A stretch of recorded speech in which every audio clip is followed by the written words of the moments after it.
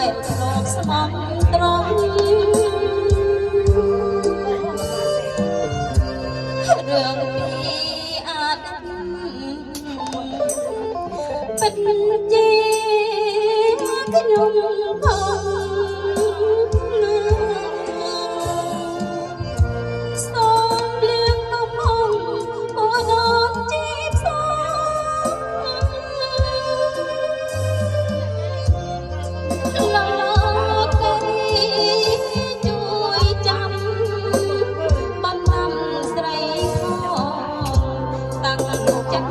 សក្នុងមនុស្សសងស្នា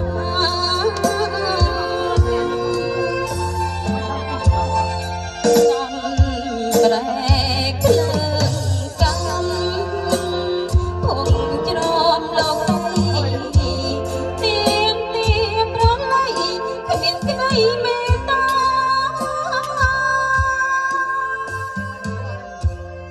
ស្លាប់ចង់ស្លាប់ចង់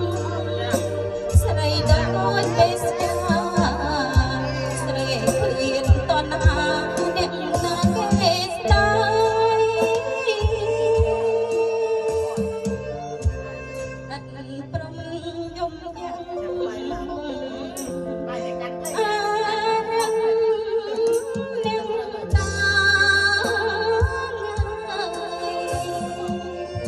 សូមផ្ដាច់សំថាខ្ញុំអើយសង្ស័យ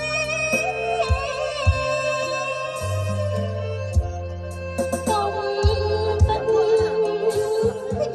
ចំំទីកាកៃសូមជួយប្រណីឲ្យស្រីភ្លាមទៅ